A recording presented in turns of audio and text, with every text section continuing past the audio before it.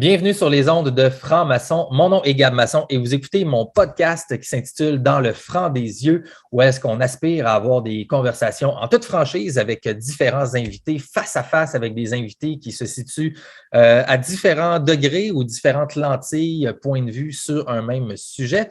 Et aujourd'hui, on s'intéresse à la question de la gestation pour autrui, donc la GPA en termes abrégés. Je fais une petite mise en contexte rapide pour vous, chers auditeurs et auditrices. Ici au Québec, dans les dernières semaines, il y a le gouvernement de la CAQ, via son ministre de la Justice, Simon Jolin Barrette, qui a manifesté ses intentions en fait de réformer la loi avec un projet de loi face à une pratique qui sévit de plus en plus au monde et ici au Québec, bien sûr. Donc, je nommais la gestation pour autrui, la grossesse pour autrui peut-être ou la GPA en termes courts. Le gouvernement nous rappelait que présentement, dans le fond, les contrats qui encadrent cette pratique ne sont pas valides au Québec ou ils sont invalides au Québec. Et là, je cite le ministre, il disait, ouvrez les guillemets, « Il s'agit d'une réalité dont le Code civil nie l'existence. Il y a là un vide juridique et il est essentiel de le combler. Le Québec a un rattrapage à faire sur cette question. » Alors, suite à ça, le 25 octobre dernier, en 2021, l'Organisme pour les droits des femmes du Québec, via 4 de ses membres, dont notre invité d'aujourd'hui, a fait paraître une lettre publique en réponse aux intentions du ministre Jolin Barrette. Dans cette lettre, on pouvait y lire en fait plusieurs phrases intéressantes qui m'ont marqué l'esprit, entre autres la phrase suivante, « L'altruisme associé au recours aux mères porteuses au Canada est un leurre. » Également, elle disait que l'encadrement de la GPA ne pourra pas contrer, le fait que le Canada est devenu la destination numéro 1 du tourisme reproductif, la plaque tournante d'une industrie des ventres alloués qui se déploie au plan international. Et finalement, on pouvait lire aussi « Le désir d'un enfant est légitime, mais encadrer une pratique non éthique dans son essence même ne devrait pas avoir lieu. » Alors, c'était un ton assez sérieux, assez pas réactionnaire, mais qui m'a fait, moi, en tout cas, réagir quand j'ai lu la lettre des membres pour les droits des femmes du Québec. Et ça m'a porté à réfléchir moi-même sur la question de qu'est-ce que je pense, en fait, de la situation éthique d'une femme qui décide de pratiquement, en fait, prêter son corps humain, sa biologie à quelqu'un d'autre pour faire une grossesse. Donc, qu'est-ce que ça veut dire à des niveaux éthiques, personnels, spirituels, peut-être même biologiques et au niveau économique et légal? Alors, je me suis posé beaucoup de questions là-dessus parce que, personnellement, je suis quelqu'un pour qui une des valeurs fondamentales et même que je transmets dans mon projet du podcast Dans le franc des yeux, c'est la liberté individuelle de choix. Donc, moi, je suis quelqu'un pour qui je suis quasiment pas radical là-dessus, mais c'est une valeur qui est fondamentale pour moi ici, d'avoir la liberté de faire un consentement éclairé. Mais bien sûr, dans une situation comme ça ici, ben, ça devient assez complexe assez rapidement. Alors, on va essayer d'en parler un petit peu avec différentes invités, je l'espère, pour comprendre un peu mieux comment est-ce qu'on peut réfléchir sur la question des mères porteuses. Avant de sauter dans la conversation, si vous êtes là ici, soit en audio ou en vidéo sur les chaînes YouTube et Rumble, ben, je vous remercie d'être là. C'est super agréable pour moi d'avoir des gens qui s'intéressent à ces questions-là et qui ont envie de réfléchir ouvertement à différents points de vue sur la place publique face à des sujets controversés comme celui de la GPA ici. Alors, vous êtes parmi les pionniers de mon nouveau podcast Dans le franc des yeux, donc merci d'être là ici. Et je dois également rappeler, juste un petit avertissement avant l'épisode, que moi, je ne suis pas un expert ni un savant médical, aucunement une autorité scientifique en question. Alors, ici, on parle d'un podcast informationnel pour seulement le côté informatif de la question. Il n'y a pas de relation médicale qui peut être créée dans ce podcast-là ici. Alors, bien sûr, si vous avez des questions scientifiques plus, ben, adressez-vous à quelqu'un qui s'y connaît ou votre médecin, pourquoi pas. Je vous avise également qu'à la fin de l'épisode, il y aura aussi des options. Si jamais vous avez envie de me supporter dans mon entreprise ici, vous pourrez le faire, bien sûr, si le cœur vous en dit. Et c'est ça, en fait. On est prêt, je pense, à sauter dans l'épisode. Alors, aujourd'hui, tout le monde, j'ai le grand bonheur, premièrement, de recevoir la dame qui est avec nous ici. Elle représente donc, je pense, les points de vue de l'organisme qui s'appelle Pour les droits des femmes du Québec, qui défendent donc les droits des femmes du Québec d'un point de vue féministe, certainement depuis plusieurs années ici. Et elle m'avait contacté il y a quelques semaines dans le but de nous parler un petit peu de comment elle voit la question de la GPA et des changements que le ministre veut apporter présentement à la loi. Alors, je vous invite tout le monde à prêter votre biologie présentement, non pas pour faire une grossesse pour quelqu'un d'autre, mais plutôt pour applaudir mon invité ici, Mme Clémence Trilling. Bonjour, Mme Trilling. Bonjour Gab. Merci beaucoup d'être là, Madame Trilling, aujourd'hui et de représenter donc pour les droits des femmes du Québec. Je commence toujours mon épisode avant peut-être de sauter dans le sujet et de parler même de votre background à vous. Je vous en ai pas parlé à l'avance. J'ai une petite. Je commence avec une petite anecdote un peu que j'appelle le moment de franchise, étant donné que mon podcast est axé sur la franchise. Donc, je veux partager quelque chose avec vous. Et puis peut-être, si vous avez une anecdote après à nous partager un moment de franchise qui a été important dans votre vie. Et présentement, c'est une note peut-être un peu plus solennelle, je dirais, parce que j'ai le moment de franchise que je veux partager avec vous, c'est un moment émotif. En fait, quand vous m'avez contacté vous-même, premièrement, j'étais très flatté que vous m'ayez contacté dans le but de parler un peu de cette question-là, qui est une question intéressante, mais aussi j'ai eu pratiquement une larme aux yeux, étant donné qu'il y a 5 ans environ, en 2016, j'avais reçu Mme Diane Guilbeault, qui était à ce moment-là la directrice ou la présidente pour les droits des femmes du Québec, sur une entrevue. Et puis, j'avais trouvé cette femme-là vraiment fantastique. Pour moi, c'était comme je sais pas, une femme tellement transparente, tellement simple, mais tellement intelligente en même temps, qui parlait vraiment du cœur. Et puis, j'avais passé pratiquement 2 heures avec elle chez moi à Montréal quand j'avais fait un podcast avec elle sur la question des droits des minorités LGBT et tout ça. On avait parlé un peu de cette situation-là. Puis, donc, Mme Guilbeault, pour ceux qui ne le savent pas, c'est qu'elle est décédée là, il y a environ 1 an et quelques, malheureusement, au suite d'un combat avec la maladie de son côté. Et puis, voilà, ça m'a vraiment touché. Et en même temps, j'espère je peux rendre honneur à cette femme, cette grande femme, en fait, dans l'histoire du féminisme au Québec, je trouve, par notre rencontre aujourd'hui. Donc, merci. Et je voulais partager ça avec les auditeurs puis avec vous aujourd'hui. Donc, je ne sais pas si vous avez soit une réaction par rapport à cette idée-là et peut-être même dans votre vie à vous, Mme Trilling, y a-t-il une petite anecdote par rapport à la franchise que vous aimeriez nous partager de votre côté? Par rapport à la franchise, écoutez, en madame. général, tu sais, un moment où soit vous avez manqué de franchise, vous vous êtes repris, ou vous avez été trop franche, peut-être malgré vous, ou peu importe, là, tu sais. Des moments où je suis trop franche, ça m'arrive tous les jours. Ah oui? Ouais, mais bon. Et puis, sinon, Madame Guilbeault, je l'ai connue, je l'ai rencontrée une seule fois à une assemblée pour les droits des femmes du Québec où elle était présente. Et puis ensuite, elle est décédée, et puis il y a eu la COVID, donc on n'a pas eu d'assemblée en présence. Mais tout récemment, je me suis rendue à l'hommage, en fait, qui était organisé donc en son honneur. Et évidemment, elle nous a toutes touchées et son absence, on la ressent tous les jours, en fait.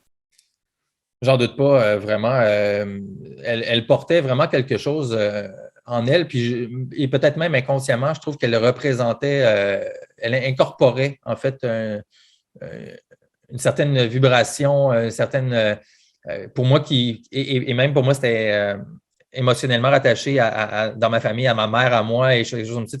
Cette espèce de vague féministe des années 60-70, très, très dans non pas dans la confrontation, en fait, mais beaucoup dans simplement la revendication de l'égalité et dans l'amour beaucoup, et dans le respect de tous sur un même pied d'égalité, qui a muté peut-être au fil des dernières années. Alors pour moi, c'est ça, cette femme-là incorporait vraiment, je ne sais pas, l'amour et le respect pour tous, en fait, et l'acceptation de tous et la simplicité, en fait, de demander un traitement égal pour tous, au-delà d'un débat plus divisif qu'on a pu peut-être ressentir dans les dernières années. Fait que merci d'avoir partagé ça, Mme Trilling. Écoutez, on va parler aujourd'hui de la grossesse pour autrui. C'est un sujet, je pense, qui est cher pour les droits des femmes du Québec et à vous personnellement. Je pense que vous êtes plutôt axé sur ce comité-là ici, si je ne me trompe pas. Alors, allons-y, peut-être revenons un peu plus à vous. Vous dites que vous avez rencontré juste une fois Mme Guilbeault. Donc, est-ce que je comprends bien que votre implication pour les droits des femmes du Québec est plus récente? Donc, à quel moment est-ce que vous avez décidé de vous joindre à cet organisme-là ici et également peut-être en lien avec votre développement personnel et vos intérêts là, par rapport au féminisme plus en général? Mais très bien. Effectivement, je me suis rejointe pour les droits des femmes du Québec pour contribuer, en fait, surtout parce que nous sommes un collectif, donc c'est pour contribuer à mieux éclairer le débat sur cette question-là d'un point de vue féministe. En ce qui concerne, j'ai trouvé ça très beau ce que vous avez dit par rapport à Madame Guilbeault, peut-être plus à titre personnel. Eh bien, en fait, moi, je fais partie de la génération qui a bénéficié des combats féministes des années 60-70. Donc, j'ai pu avoir mes enfants dans la relative sérénité, sans crainte de perdre mon emploi, en pouvant reprendre ma carrière après avoir fait une pause pour les maternités, une relation égal à égal avec donc moi je suis mariée donc c'est mon mari justement où l'autorité parentale est répartie de manière égale, hein. Puis au Québec en fait c'est seulement en 1977 que les femmes ont eu la pleine autorité parentale sur leurs enfants. Auparavant on nommait ça la puissance paternelle. Je pense que je ne savais même pas ça. C'était en 79, vous dites? 77. 77, OK. Ah ouais, c'est Ouais. intéressant. OK. Voilà. La puissance paternelle. Oui, mais les femmes avaient quand même la puissance paternelle, mais qu'on a changé le nom OK. à autorité parentale, donc quelque chose qui est partagé de manière égale entre les deux parents. Wow, mon Dieu, voyez-vous, pourtant, j'ai lu beaucoup de choses par rapport à ces questions-là, mais je n'avais aucune idée de ce détail-là qui est quand même révélateur. C'est intéressant. OK. Au niveau de l'annonce du Premier ministre, évidemment, je sais que vous vous intéressez un petit peu à l'histoire, fait que ce que je voulais proposer aux auditeurs, c'est un petit peu de retracer le fil de l'histoire de la gestation pour autrui. Parfait, ouais, en fait, la gestation pour autrui, hein, c'est un fait social, c'est un contrat. OK? Donc, il y a plusieurs définitions. Nous, on définit, donc, premièrement, il faut recruter il y a un désir légitime d'enfant de la part de personnes infertiles ou pour toutes sortes de raisons. Et puis, il faut recruter une mère porteuse, faire un contrat avec elle. Ensuite, il y a une procédure. Là, on commence à rentrer dans la médicalisation. Parce qu'en 1985, il y a eu un scandale, en fait, d'une mère porteuse qui n'a pas voulu remettre l'enfant aux États-Unis, au New Jersey. Donc, la femme qui avait accepté au départ de porter un enfant pour un autre couple ou peu importe, au final, quand elle a accouché, elle a dit « Je ne veux pas donner mon enfant ». C'est ça? Oui, c'est BBM. OK. Donc, c'était aux États-Unis. Puis, ça a fait donc un scandale national. Et finalement, ensuite, avec l'évolution de la technologie, on a été capable que les mères porteuses ne soient plus les mères génétiques. Donc, on a dissocié au niveau médical le don d'ovule. On verra que ce n'est pas toujours un don. Il y a aussi de la marchandisation de ce côté-là. Un don d'ovule, une fécondation, donc qui se passe complètement hors du corps, et ensuite l'implantation de cet embryon dans le corps de la mère porteuse qui a été préparée de manière hormonale pour cette grossesse-là. Ça ne marche pas toujours, mais quand ça marche, elle mène à bien la grossesse et suite à la grossesse, elle remet l'enfant au commanditaire. Ça peut être un couple, ça peut être une personne seule. Okay. Donc, c'est comme ça qu'on le définit. Donc, suite à ces scandales aux États-Unis, donc il y a eu des questions qui se sont posées justement. On a commencé à essayer de comprendre et puis aussi de légiférer. Au Canada, en 1993, il y a eu la commission royale fédérale royale sur les technologies de reproduction qui, elle, recommandait la criminalisation de cette pratique-là. Okay. Le bénéfice pour une poignée de personnes n'est pas suffisamment grand par rapport au tort qui est causé à l'ensemble de la société.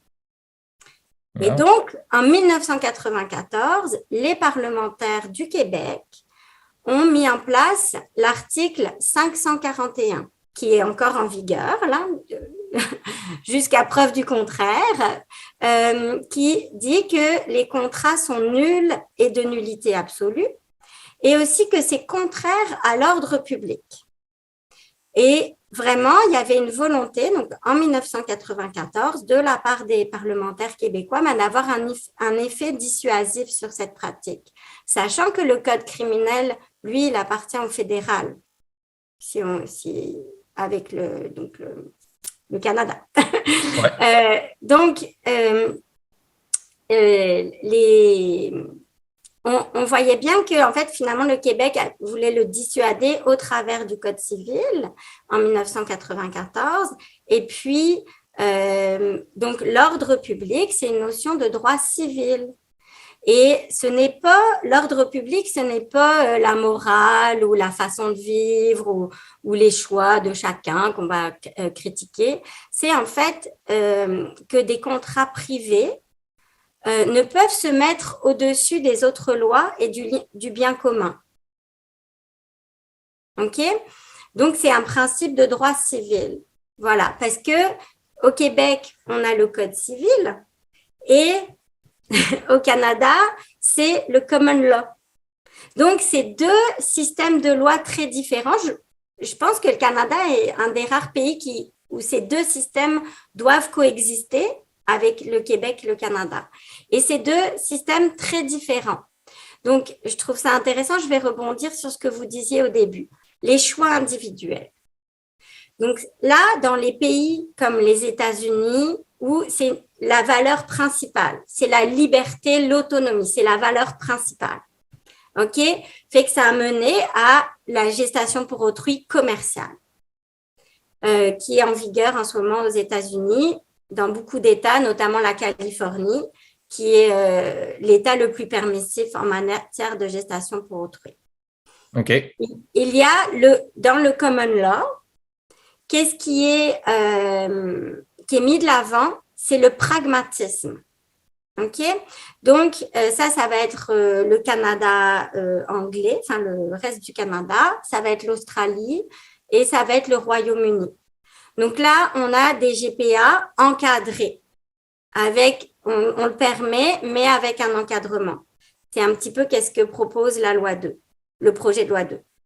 Et puis, donc, ce que vous me dites, en fait, juste pour être sûr que je comprends bien, donc cet article 541, pardon, qui serait modifié, donc lui s'inscrirait dans ceci. Ça veut dire que présentement, le Québec est une exception dans l'Empire britannique, en tout cas, ou disons c'est un peu ça, dans le Commonwealth. Le Québec a vraiment un statut exceptionnel présentement.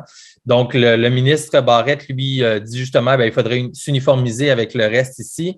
Mais vous dites que ça peut mener à des problèmes qu'on retrouve déjà ailleurs au Canada ou dans d'autres pays, c'est bien ça?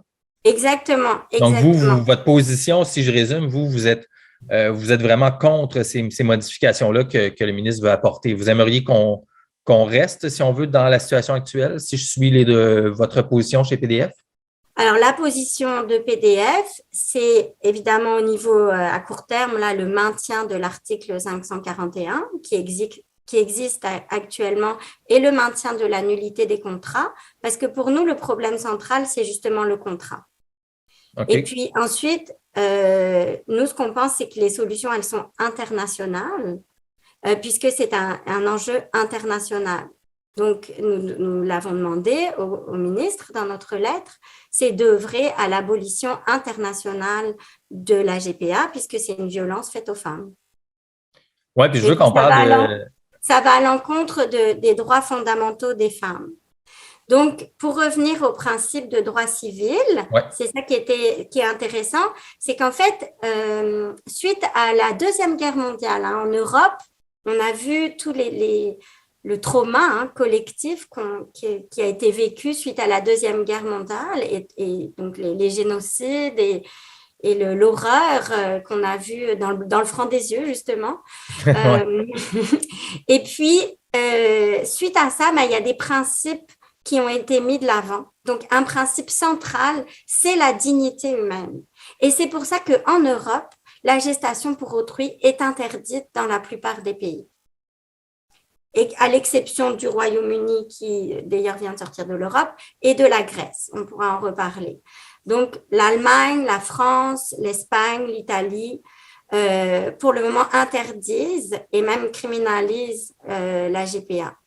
Et c'est au nom de ce principe de la dignité humaine et de l'indisponibilité du corps humain, c'est-à-dire que le corps humain ne peut pas faire l'objet d'une marchandise. Fait qu'on voit finalement les différentes philosophies, puis il faut se rappeler que nous, au Québec, nous avons le droit civil qui met de l'avant la dignité humaine et l'indisponibilité du corps humain dans ses autres lois. Et donc là le problème avec la loi 2, c'est comme mettre un carré dans un rond. Ça fragilise la cohérence de notre système légal. Est-ce que le ministre ou des porte-paroles de notre gouvernement et tout ça, est-ce qu'ils ont répondu déjà publiquement à ces commentaires-là ou à ces arguments-là que vous apportez? Est-ce qu'eux justifient leur décision d'une façon quelconque depuis le début de ces négociations? À nous directement, moi, je n'en ai pas entendu parler, mais… Peut-être pas à vous, mais tu sais, je veux dire, dans l'espace public, là, si on veut parler médias ou…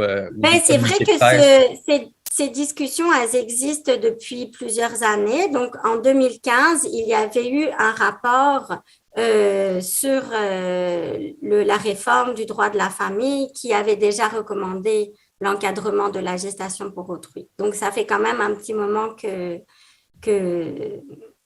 qu'on en parle. Et puis là, en fait, la CAQ devait plutôt s'adresser sur la conjugalité, qui est comme un peu les conjoints de fait, puis les relations dans le couple. Mais finalement, ils ont mis de l'avant le volet sur la filiation qui vient de sortir là cet automne. Et est-ce que vous savez pourquoi qu'ils ont décidé de focusser là-dessus? Est-ce que c'est-tu électoral? Est-ce qu'il y a on veut-tu faire appel à certains groupes pour passer de citoyens particulièrement là-dessus de leur côté? C'est un move politique pur ou ça part d'autre chose ou on ne sait pas? Écoutez, moi, je ne suis pas politicologue. Là. Ouais. Moi, je m'intéresse donc à cet enjeu. Puis, c'est sûr que, bon, on essaye d'avoir un poids médiatique, mais on fait ce qu'on peut. Mais il y a eu en janvier un jugement qui est le jugement Moore. Donc, qui déclarait les mots père, mère, homme, femme discriminatoires. Donc, l'impact, il y a eu un jugement qui a en fait ordonné au gouvernement de réviser le Code civil. Et il y avait un délai qui était avant le 1er janvier 2022. Qui s'en vient dans 2 mois environ. Oui. Et donc, ça parce que le jugement Moore, c'est ça parce que dans le fond, le projet de loi 2 qui inclut ce dont on parle ici, c'est plus large que ça. Et il y a toute la question justement un peu du genre là-dedans et tout ça qui, sans dire que c'est mélangé, ça joue un peu l'un sur l'autre en termes de thématiques. Là, donc, il y a des rapprochements entre qu'est-ce que c'est l'identité d'une femme, qu'est-ce que c'est être une femme et puis… la notion autant des genres sur les déclarations officielles et tout ça versus l'autonomie, en fait, je pense, du corps d'une femme de se prêter à tout ce qu'elle veut ou pas. Donc, il y a quand même, je me trompe, ou il y a comme plusieurs liens entre ces différentes questions-là ici? Oui, c'est juste une hypothèse pour laquelle le gouvernement s'est adressé à cet aspect-là en premier.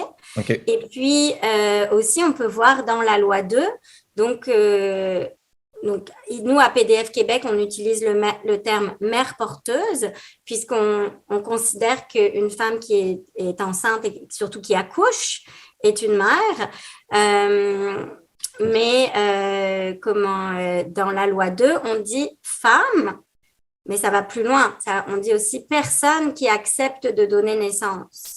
Donc, c'est ça. On peut se poser la question, est-ce que la personne qui accepte de donner naissance, pour nous, c'est une évidence qu'elle est de sexe féminin.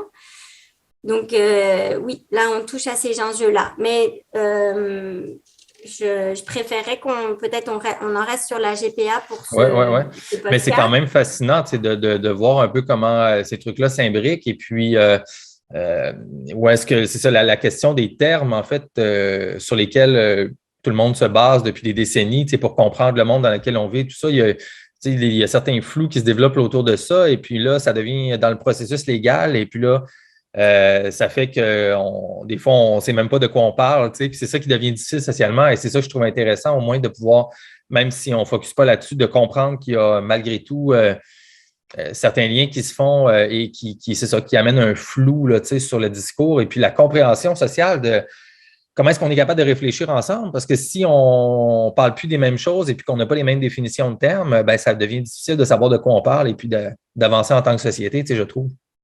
Exactement. Je vous rejoins tout à fait sur ce sujet-là, Monsieur Masson.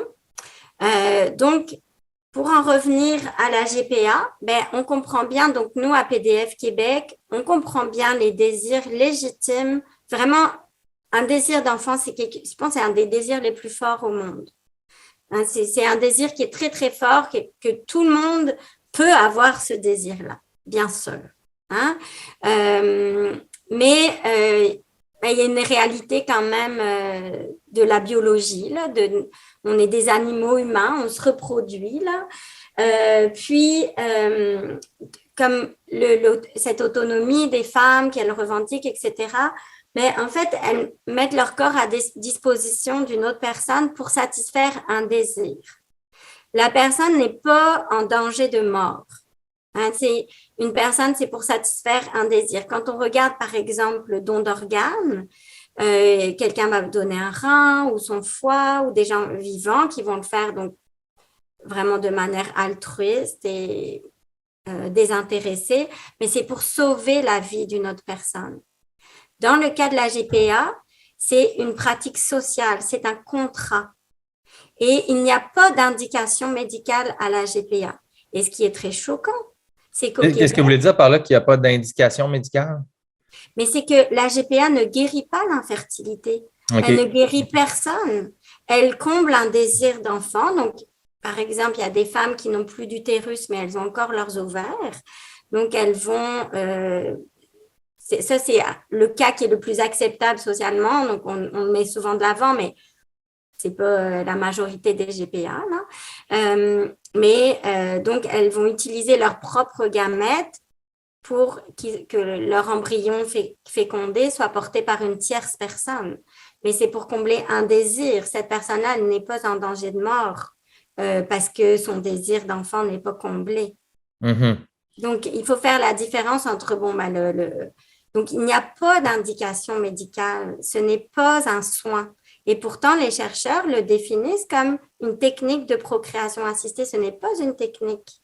Et puis, en plus, le fait de prendre un ovule, le féconder avec le sperme souvent d'un des pères commanditaires ou du père commanditaire, hein, lui, sa paternité, elle est toute entière. Elle n'est pas dissociée par la technique. Donc, on prend un ovule d'une autre personne, on le fait féconder, on le met dans le corps de la mère porteuse pour qu'elle mène à bien la grossesse. Et là encore, la dissociation entre donc l'ovule et la mère porteuse, cette dissociation-là, elle est créée par la technique. Il n'y a pas d'indication médicale dans bien des cas à ce que la mère soit divisée entre mère génétique et mère porteuse. Ça, c'est créé par la technique. Donc, par exemple, dans le cas où deux hommes vont commander un enfant, donc ils le disent, mais ils vont donc sélectionner leur ovocyte, le féconder avec le sperme d'un des pères. Parfois, ils demandent des jumeaux. Donc, chaque père a un enfant et il demande une grossesse gémellaire. Et puis là, la mère porteuse, c'est une troisième personne finalement. C'est pas la mère génétique. Et ce matin même, sur mon fil Facebook, j'ai reçu une publicité me demandant d'être mère porteuse ce matin de l'agence Canadian Fertility Consulting. C'est à noter que la publicité était en français. Et pour l'instant, ce qu'on sait, c'est qu'il n'y a pas d'agence au Québec. On l'a appris la semaine dernière, il n'y a pas d'agence. Donc, cette agence-là, Canadian Fertility Consulting, qui est une des plus grosses agences, elle m'a envoyé une publicité ce matin et un de leurs arguments, c'est devenez mère porteuse, vous ne serez pas la mère génétique de l'enfant. Donc ça, c'est fait pour que la mère, évidemment, ne s'attache pas puisque ce n'est pas son enfant génétique. Donc, il n'y a pas d'indication, ça ne guérit pas l'infertilité. Et cette agence-là, excusez-moi, mais c'est-tu quelque chose qui est affilié au gouvernement fédéral ou c'est une agence privée? On parle plus d'une publicité, là. C'est une corporation privée, ce truc-là ici dont vous parlez? Corporation privée, oui, OK, tout à fait. OK. C'est une agence, donc ça fait partie de toute l'industrie de la gestation pour autrui qui est, elle, bien implantée au Canada anglais. Donc, cette agence Canadian Fertility Consulting, elle avait 300 mères porteuses en 2017. Un an plus tard, elle en a 500 en 2018. Donc, elle est en croissance. Et là, c'est déjà il y a 3 ans. Donc, on a peut-être augmenté. Sur leur site Facebook ce matin, on peut voir des webinaires destinés aux parents français, des webinaires en français. On peut voir aussi une petite publicité en espagnol destinée aux Espagnols parce que ce qu'on s'est rendu compte, c'est que les commanditaires étrangers, eux, ils peuvent contourner donc la loi fédérale de 2004. Excusez-moi, je n'ai pas tout à fait fini tout à l'heure. C'est correct. Donc en 2004, la loi fédérale, elle a ouvert la boîte de Pandore pour permettre la GPA dite altruiste. Donc, où la mère porteuse ne reçoit pas un vrai paiement, mais elle reçoit des indemnités. C'est ça, puis on va en parler tout à l'heure parce qu'il y a beaucoup de détails intéressants dans tout ça ici. Merci de revenir sur le processus. Oh, allez-y, vous voulez rajouter Oui, je veux juste dire, donc ces commanditaires étrangers, ce qu'on se rend compte, c'est que eux, ils peuvent contourner la loi, c'est-à-dire que si les fonds transitent à l'étranger, la mère porteuse, elle pourrait recevoir donc un paiement de la part de ses parents commanditaires. Ce qui fait que le Canada est devenu une destination et c'est très facile, il suffit d'aller voir sur le site des agences. Donc, c'est là qu'on voit l'information. Voilà. Oui, c'est ça, parce que vous parliez de cette agence-là canadienne qui a la publicité en français. Voyez-vous, sur le coup, j'ai eu un réflexe intéressant. Je me disais, c'est Colin, c'est le fun.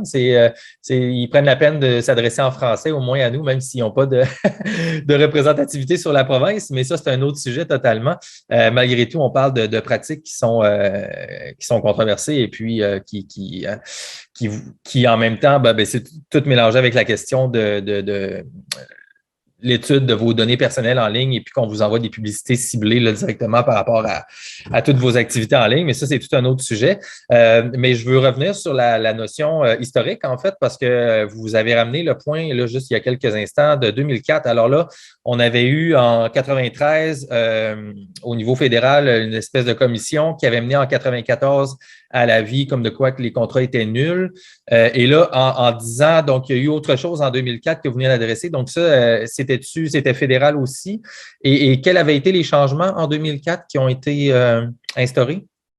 Mais juste pour préciser. Donc là, on a ouvert la porte à la GPA dite encadrée, altruiste, c'est ça que vous dites? Altruiste, donc où la mère porteuse, sa motivation, elle ne ferait pas ça pour l'argent. OK. Mais ce qu'on constate dans les faits, c'est que les commanditaires, ils contournent la loi parce qu'on s'entend bien que porter un enfant pour quelqu'un d'autre, il n'y en a pas tant de femmes qui sont prêtes à faire ça au niveau du nombre. Là. C'est quelque chose. Fait que ce qu'on constate, c'est que finalement, quand il y a un peu l'incitatif de l'argent, comment les parents commanditaires étrangers sont peut-être un petit peu plus attirants pour les mères porteuses canadiennes, puisque eux, ils pourraient les rémunérer. Et on voit que les agences, en tout cas, elles vont les chercher, ces parents-là. Espagnols, français, elles vont vraiment les chercher. Je l'ai vu ce matin, là, sur leur site Facebook, vous pouvez aller voir. Ils vont chercher donc ces parents hors du Canada. Et puis, ils le disent aussi aux mères porteuses, oui, vous pouvez porter un enfant pour des parents qui ne résident pas au Canada. Donc, ça, c'est très, très clair. Et on est une destination de choix puisqu'il y a des excellents soins de santé. Et tout ça n'est pas, les commanditaires étrangers ne le payent pas. puisque les soins de santé, on les offre à la mère. Donc, en fait, on est plus attirant, par exemple, que les États-Unis. Parce qu'ici, c'est couvert par notre système de soins de santé local. Dans le fond, pour les mères porteuses qui sont résidentes ici, elles bénéficient gratuitement, si on veut, au travers de nos impôts et le système de tous ces soins-là. Alors que dans un pays comme aux États-Unis, ça doit être payé en général plus par les clients. Les patients sont des clients et donc, ce que vous appelez les commanditaires, eux, doivent à ce moment-là, là-bas, payer en plus des choses qu'ici au Canada, ils n'ont pas à débourser. C'est bien ça? Exact. Okay. Notamment, tous les soins aussi de néonatologie qui vont être offerts à l'enfant. Et ce qu'on voit aussi sur le site des agences, c'est le passeport canadien, puisqu'au Canada, nous avons le droit du sol. Donc, être né au Canada. Donc, là, les enfants qui naissent ici, même si ce sont des GPA, bénéficient du passeport canadien. C'est bien ça? Exact. Il y a même, donc, on ne sait pas, mais il y a sur le site d'une agence ukrainienne, là, écoutez, c'est sur leur site, donc il faudrait faire des contre-vérifications, mais il y a des agences qui vont faire en Ukraine, mais ils disent venez, faites affaire avec une mère porteuse ukrainienne, puis après on la fait accoucher où vous voulez. Donc on voit en fait qu'il y a comme une sorte de trafic humain. C'est ça l'affaire qui est mélangée sous-jacente à ça. Puis je veux qu'on en parle aussi peut-être même un peu plus en détail parce que peut-être même qu'on peut en parler tout de suite parce que en fait, il y a d'autres questions qui m'intéressent plus légales avant d'aller là-dedans parce que c'est super fascinant là, tout ça là, ici. Mais continuez avec l'agence ukrainienne. Excusez-moi, je vous ai interrompu, mais c'est parce que le sujet du trafic là-dedans est super intéressant là. Bon, je vais peut-être y aller plus avec un exemple concret pour le Québec, pour parler à nos auditeurs. Donc, oui, mais juste dans le fond, pour être sûr, pour finir la question historique, même légale et tout. Donc, dans le fond, en 2004, quand le changement, c'était un changement fédéral, alors là, on a reconnu possiblement donc une grossesse pour autrui altruiste, ou est-ce qu'à ce moment-là, les femmes, donc, malgré tout, on n'accepte pas que les femmes soient payées pour l'acte, mais que leurs frais seraient dédommagés par les parents que vous appelez les commanditaires. C'est bien ça? Et ça, c'était au niveau fédéral. Donc, ça, c'était toujours pas rien qui changeait au Québec. Alors, malgré depuis 2004, depuis 15 ans, le Québec était toujours une exception face à ça, mais le Québec devait quand même, j'imagine, se soumettre à ce jugement-là en 2004. Mais oui, tout à fait. Donc, on ne peut pas, au Québec, on ne peut pas comme, mettons, punir. Donc, par exemple, en Europe, c'est encore un autre sujet, mais ça pourrait être passible d'une amende de faire la gestation pour autrui sur le sol français. Les Français vont à l'extérieur aussi. Mais donc, au Québec, on ne pouvait pas punir. Donc, en fait, il y a eu des parents commanditaires qui ont eu recours à la GPA au Québec et à l'étranger aussi, parce qu'on voit qu'il y a beaucoup d'avantages à aller à l'étranger pour les parents commanditaires, dont le fait de pouvoir trouver une mère porteuse, puisque au Canada, elles sont recrutées par les commanditaires étrangers, vous voyez, qui eux peuvent les payer. Donc, c'est le marché. C'est le marché, c'est une vision néolibérale. Donc, toutes ces mouvances-là, elles viennent du marché. Okay. Donc, entre 2004 et aujourd'hui, il y a des commanditaires, des parents commanditaires qui donc vont à l'étranger, vont en Ontario, vont au Québec, et ensuite, ils doivent passer chez le juge ici au Québec. Voilà. Super. Donc, la filiation finit par être établie, mais ça doit être par voie juridique. Donc, qu'est-ce que propose le projet de loi 2? C'est que cette filiation, elle soit établie automatiquement, de manière systématique par voie administrative, avant même que l'enfant soit conçu. Le projet de loi 2, c'est faire un contrat sur un enfant, aller chez le notaire. Donc, ça aussi, c'est spécial au Québec. C'est pas les autres endroits, on parle, c'est notaire, cette profession qui est plus liée au côté francophone. Donc, ils vont chez le notaire.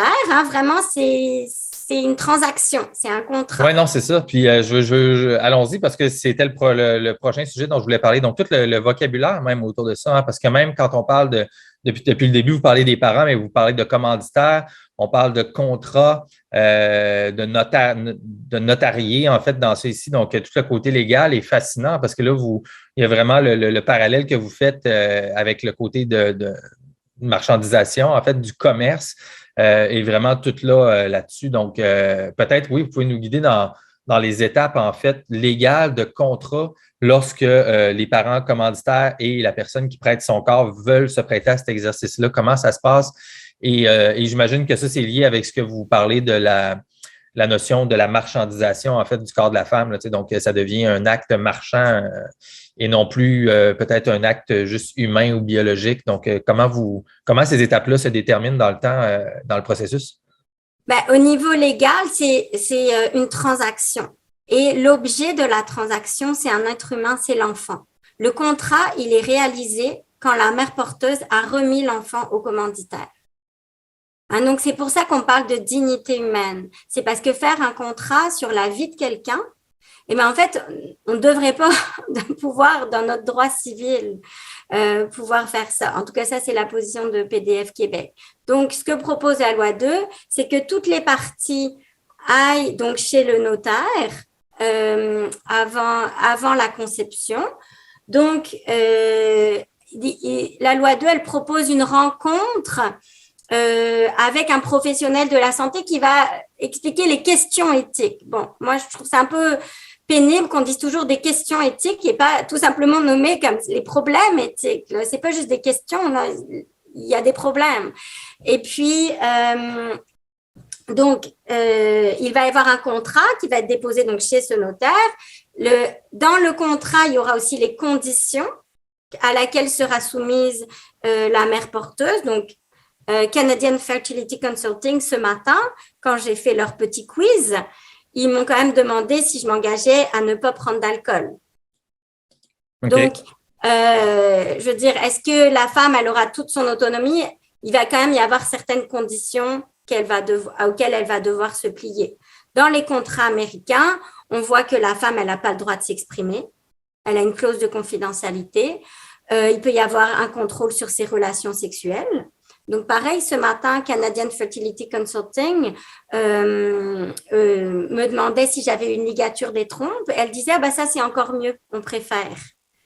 Parce qu'il ne pourrait pas y avoir un deuxième enfant qui pourrait être créé puis qui soit génétiquement relié à la mère porteuse, parce que ça aussi, c'est arrivé.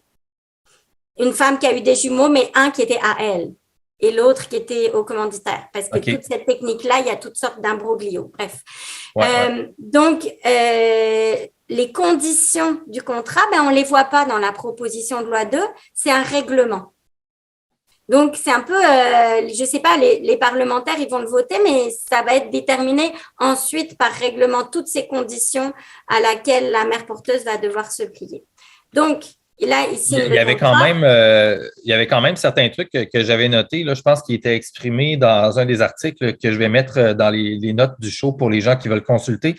Et vous pourrez peut-être justement commenter ces choses-là. Ça disait donc la convention qui sera signée reposera sur des principes fondamentaux. Donc, le fait que la femme porteuse doit avoir au moins 21 ans, qu'elle pourra résilier la convention unilatéralement et en tout temps, ce qui inclut le droit de se faire avorter. Donc, il y avait ça quand même dans les conditions.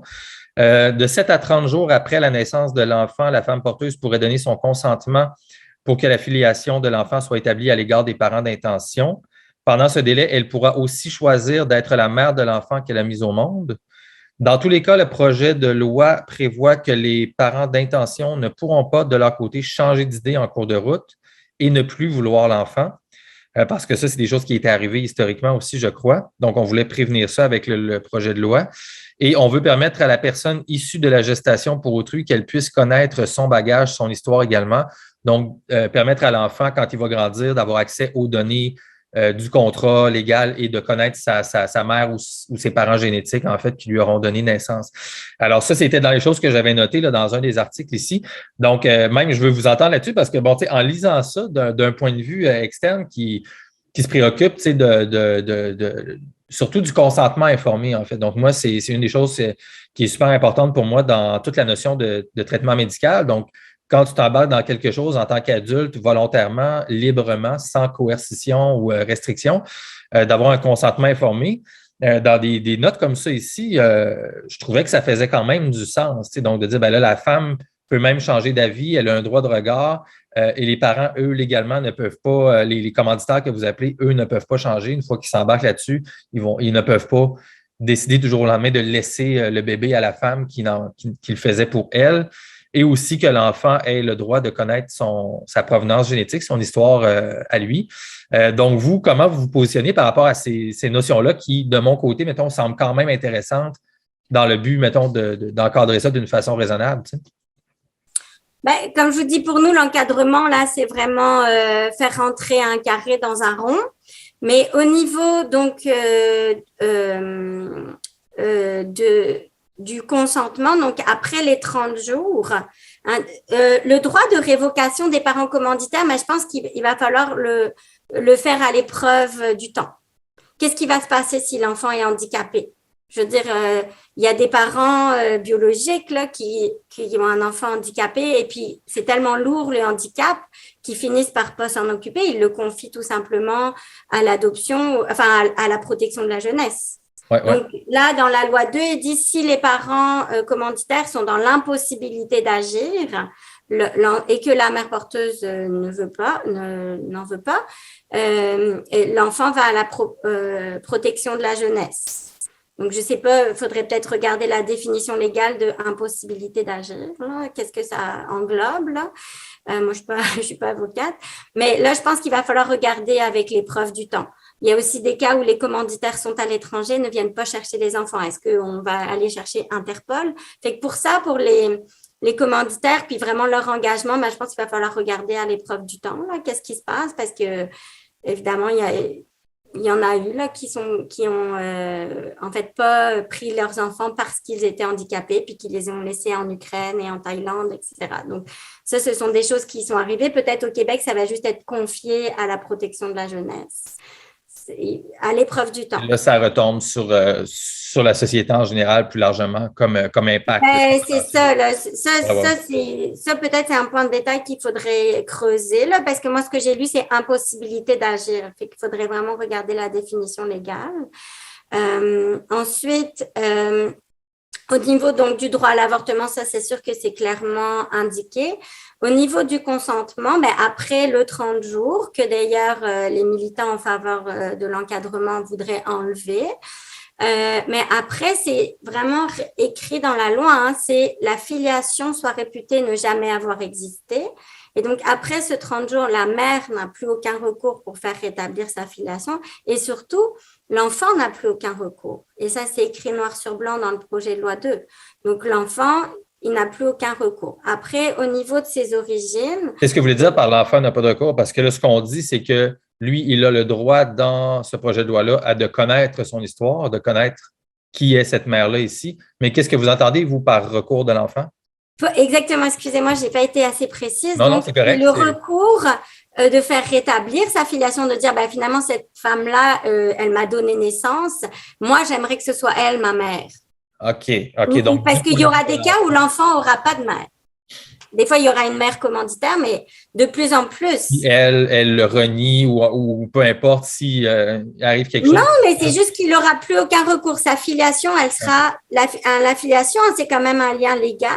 Et elle sera toujours établie donc de manière définitive en faveur des parents commanditaires. Au sujet de l'accès à ses origines, c'est plus complexe qu'on le pense. Parce qu'il y a beaucoup de… donc, au niveau des gamètes, ces fameux ovules dont je vous avais parlé, dont on a recours dans la GPA et parfois sans indication médicale autre que de dissocier la maternité pour que la mère ne s'attache pas.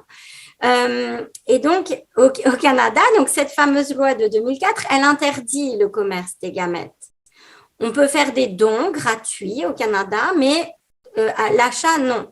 Donc, évidemment, la demande excède l'offre, voilà. Et donc, à part l'intermédiaire encore de ces agences, les cliniques font appel à des banques de gamètes aux États-Unis, où là, finalement, c'est sur catalogue. on prend la couleur des yeux, on prend le poids, très important pour une femme. On va prendre le QI. Des fois, c'est sur photo. Et puis, et ces banques de gamètes, eh ben, il y en a qui sont anonymes. Et donc, le projet de loi 2 va recueillir les données sur les gamètes, sur les mères porteuses dans un registre pour les enfants. Donc, pourquoi pas? Mais qu'est-ce qui se passe en cas de banque anonyme américaine? Eh bien, ça, ils n'ont pas pu résoudre ce problème-là. Et donc, l'enfant, si lui vient d'une banque anonyme, eh ben, il n'aura pas ses réponses. Et puis, si sa mère porteuse ou sa donneuse de gamètes ne veut pas avoir contact avec lui, elle est décédée ou elle a déménagé, elle est introuvable, eh ben, l'enfant, il va devoir s'en accommoder. Ça, c'est quelque chose que c'est les adultes qui décident ça pour lui. Et dans la loi, c'est systématisé dans la loi. C'est ça la différence. C'est quand on l'inscrit dans la loi, eh ben, on le cautionne comme société. On dit, OK, finalement, ça, c'est… Alors que quand il y a un enfant qui est privé de parents par les aléas de la vie, c'est très différent. Et là, il y a l'adoption, parce que l'adoption, c'est pour réparer un tort qui a été causé à un enfant par les aléas de la vie.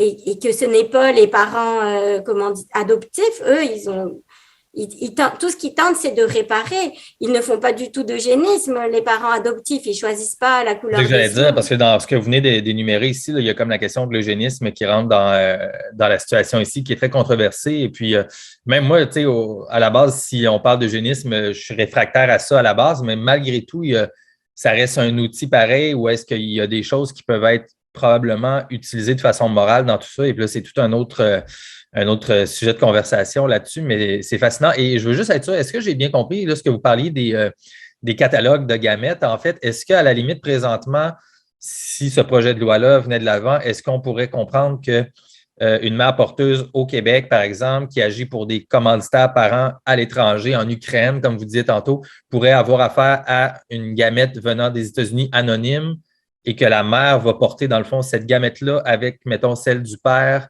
dans son corps à elle? Est-ce que ça peut aller jusque-là?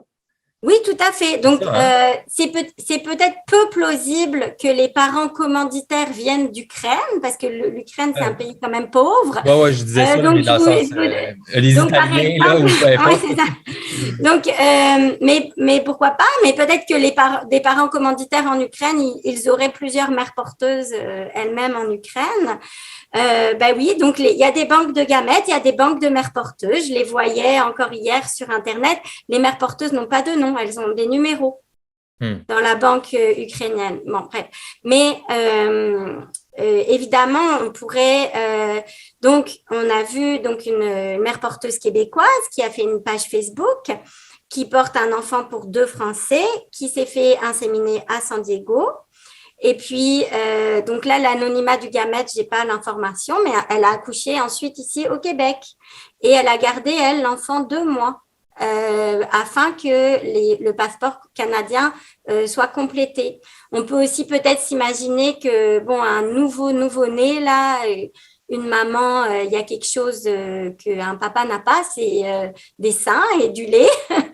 Donc, elle a allaité parce on voit là, elle a aussi pompé son lait qu'elle a fourni aux papas qui sont repartis avec leur bébé.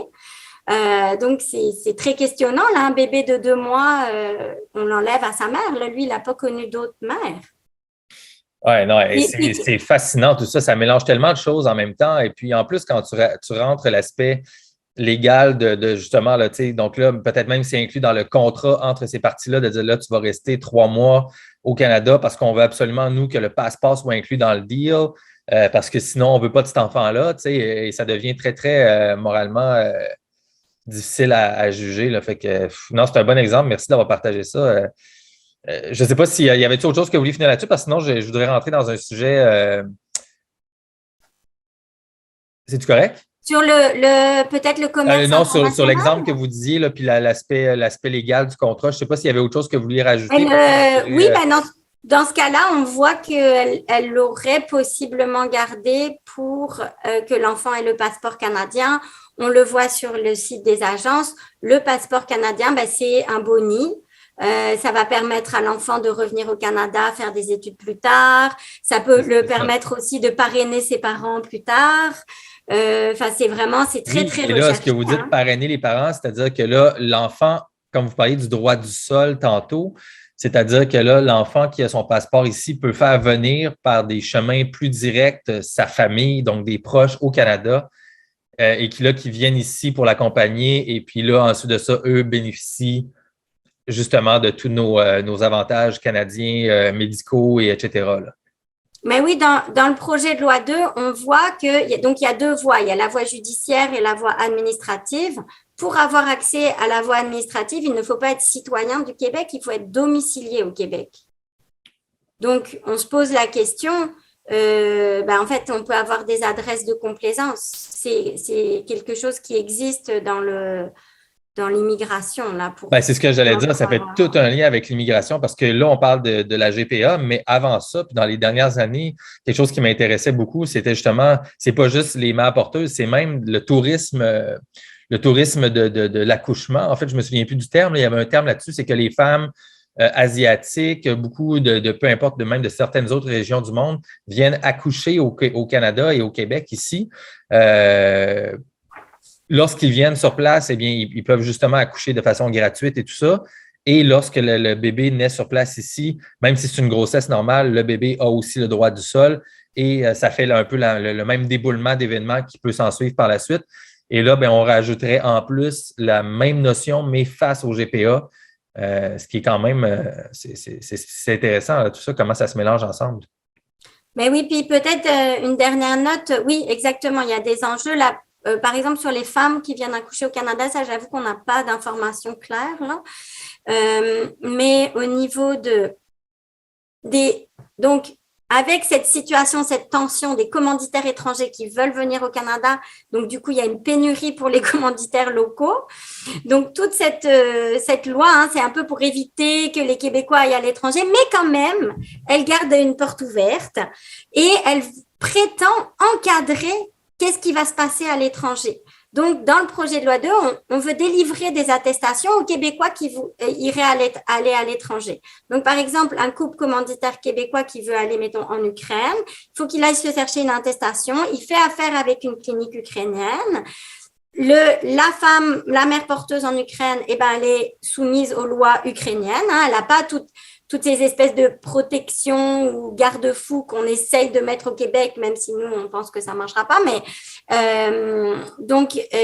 en fait, on va cautionner le fait que les Québécois aillent à l'étranger au travers même du Code civil en prétendant délivrer des attestations selon… peut-être on va aller évaluer si l'Ukraine a des bonnes pratiques et puis un autre pays, là, finalement, non. Donc, on voit, c'est un marché qui est en pleine mobilité. Il y avait l'Inde et la Thaïlande. C'était des grosses destinations vers les années 2015. Finalement, l'Inde a fermé la porte. Ça a été au Népal, mais pas avec des Népalaises, avec des Vietnamiennes. Donc là, les Israéliens, c'est des grands, ils demandent beaucoup, c'est des commanditaires. Ils sont allés au Népal. Il y a eu un grand tremblement de terre au Népal. Et puis, ils ont pris les bébés et puis ils ont laissé les mères porteuses donc dans ce pays qui était complètement dans le chaos total, alors qu'elles-mêmes n'étaient même pas népalaises. Enfin bon. Donc, on voit quand même… c'est très mobile là, donc là c'est le Cambodge, là peut-être la prochaine destination. On voit que l'Afrique commence à s'ouvrir. Donc la prochaine destination, est-ce que ça va être le Kenya, le Ghana qui viennent juste de passer des lois? Qui sont finalement les paradis de grossesse. Il y a comme un parallèle quasiment avec les paradis fiscaux. Là, parce que j'écoutais tantôt Gabriel Nadeau-Dubois qui parlait des paradis fiscaux, mais c'est les endroits où est-ce que ça va devenir le plus facile d'avoir accès à la GPA. Donc, on sous-traite sa grossesse finalement dans les pays qui vont s'embarquer dans cette pratique marchande et économique-là. Et là, ça fait tout le parallèle avec ce que vous disiez, la marchandisation du corps de la femme. Donc, c'est vraiment un argument principal que vous avez relevé dans plusieurs de vos publications Facebook et dans votre lettre aussi. Euh, j'aimerais ça, en fait, qu'on parle un petit peu plus de cet angle-là, l'angle de comment vous trouvez que c'est vraiment de la marchandisation du corps de la femme et bifurquer aussi dans. Parce que, tu sais, bon, étant donné que mon projet, c'est ça, c'est axé sur la franchise, tu sais, moi, je comprends tout ce que vous me dites et tout ce que vous me dites fait du sens et dans le sens que je comprends que ça ne fait pas de sens dans un certain angle. Mais d'un autre côté, moi, la société dans laquelle j'aspire à vivre et parce que je pense que tout ce qui se passe présentement depuis 2 ans et je pense qu'on entre dans une phase de transformation assez majeure de la société et il va y avoir probablement un nouvel équilibre qui va se créer sur la planète et tout ça dans les 5 à 10 prochaines années. C'est mon opinion personnelle. Mais dans le monde, donc, j'espère qu'il va émerger de tout ça un meilleur monde dans lequel on pourra mieux vivre. Je pense que pour moi, ce qui est important, c'est quand même une maximisation des libertés individuelles et de l'autonomie individuelle face à son corps, face à ses choix et au consentement informé. Donc, je voudrais qu'on parle de ça après, mais peut-être pour transiger vers ça, je voudrais justement que vous me donniez plus votre opinion. Comment vraiment vous voyez qu'on fait de la marchandisation, donc, parce que c'est plus un terme qui est négatif là, dans cette loupe-là ici. Alors, qu'est-ce que vous voyez qui est négatif par rapport à une femme qui utilise son corps, en fait, pour cette pratique-là? En fait, d'un point de vue très concret, il y a des très grands risques médicaux, puisqu'il y a une médicalisation qui est créée donc, par cette dissociation que je vous nommais entre l'ovocyte et la mère porteuse. Donc, la mère porteuse, elle ne porte pas son propre enfant génétique. Donc, il y a des études qui ont montré que tous les risques obstétricaux sont vraiment augmentés. C'est une procréation assistée, ce n'est pas une grossesse spontanée. Donc, il y a des grands risques médicaux. Et c'est ça. Et puis, je reviens à ce que vous disiez tantôt. Vous avez brièvement abordé la question qu'il y a une préparation médicale aussi pour la grossesse. Donc, c'est bien ça. Il y a comme des traitements hormonaux, étant donné qu'il n'y a pas d'insémination naturelle par le membre masculin et tout ça, et que le corps ne réagit pas. Donc, on va chimiquement préparer le corps, un peu finalement comme une transformation quasiment de genre, si on veut, où est-ce qu'on fait des traitements hormonaux à des adolescentes pour changer de genre. C'est un traitement médical vraiment où est-ce qu'on pousse une transformation physique chez la femme avant qu'on fasse la fertilisation de l'extérieur. Est-ce que ça ressemble à ça? Ou? Ben oui, parce que là, on va implanter un embryon. Alors que dans une grossesse spontanée, ben finalement, la fécondation, puis la division cellulaire et tout ça, ça se passe tout à l'intérieur. Ouais. Mais là, on le voit, l'embryon. Et donc, quand vous parliez d'eugénisme, ben, à un moment donné, le médecin, ben, il a devant lui les embryons. OK? Fait que, du coup, comment, ben, là aussi, on a comme là vraiment un questionnement éthique, le choix du sexe. Le choix du sexe, c'est une des raisons, ça c'est vraiment le plus évident. Et donc, ça pourrait être une des motivations de couples commanditaires québécois d'aller à l'étranger, c'est pour choisir le sexe, par exemple. Donc, avoir un certain contrôle que, bon, bah, dans les grossesses spontanées, c'est une des choses, parmi tant de choses sur lesquelles on n'a pas de contrôle. Mais, puis ça pourrait être, bon, pour éliminer donc, on a un eugénisme aussi par le choix des gamètes. Donc, on va prendre quelqu'un qui est mince, qui a un beau QI. Tu sais, on va pas, c'est ça, donc qui nous ressemble. Hein, donc, la technique permet toutes sortes de choses. On peut avoir une maman noire qui accouche d'un bébé blanc. On peut avoir l'inverse. Donc, c'est ça. Puis, il y a une préparation hormonale. Donc, dans le site là, de la mère porteuse québécoise, on la voit, elle se fait des injections d'hormones avant l'implantation pour préparer son corps. Donc, c'est ça. Donc, tout l'aspect préparation médicale relié avec l'eugénisme potentiel de cette chose-là ici, où est-ce que, et là, ça devient quand même, donc là, c'est pas la nature, si on veut, l'évolution naturelle qui détermine les caractéristiques et les qualités de l'enfant, c'est à l'avance la personne qui se donne un choix comme ça ici, donc un choix marchandisé, encore une fois. Autre chose que vous voyez comme problématique dans cette idée-là et qui fait un parallèle avec la marchandisation du corps de la femme de votre côté chez PDR Québec? C'est qu'il y a toute une industrie autour de ça. Puis finalement, au Canada, ce qu'on se dit, bon, c'est que les intentions des femmes, dont on ne doute pas qu'elles soient bonnes, et ben finalement, elles sont exploitées par cette industrie. C'est l'altruisme qui est au service de l'industrie où il y a toutes ces intermédiaires qui, eux, font des profits. Et puis, de toute façon, la non-rémunération des femmes, elle est un petit peu sur la sellette. Il y a eu 2 lois, donc une loi du député House Father en 2018, puis aussi ensuite une loi des sénateurs qui, elles demandaient l'ouverture au paiement des femmes. Et puis, au Québec, ce que le projet de loi 2 va faire, c'est que cette industrie, ce qu'on voit, c'est qu'il y aura des subventions indirectes. Puisque, par exemple, un projet parental par GPA, il va coûter à la collectivité 73 semaines de congés parentaux, puisqu'il y en aura pour la mère porteuse et pour les 2 parents commanditaires. Alors que une famille régulière, elle aura que 55 semaines, soit adoptant, soit une famille ordinaire. Ça, c'est intéressant, ça, parce que ici, encore une fois, c'est comme si cette ultra-minorité de gens qui vont avoir ça auront plus d'avantages que la majorité normale des gens qui ont une grossesse régulière et tout. Et finalement, on se retrouve, comme vous dites, à payer plus en tant que société pour cette ultra-minorité que pour monsieur, madame, tout le monde qui a une grossesse normale. Là. Donc, écoutez, la mère porteuse, après, si on joue aussi avec les mots, la mère porteuse, elle aura son congé maternité, elle aura une compensation de perte de revenus de la part des parents commanditaires, elle aura un remboursement de certaines dépenses dont on ne sait pas lesquelles elles seront, puisque ça, ce sera déterminé par règlement. Donc, finalement, elle pourra ne rien faire d'autre que d'être enceinte. Ouais. Alors, est-ce que c'est un travail? Là, je vous pose la question. Moi, j'ai pas la réponse là. Donc, on nous dit qu'elles font pas ça pour l'argent. Moi, je veux bien le croire. Mais une mère typique, elle s'appauvrit quand elle est enceinte, puisqu'elle subit une perte de revenus.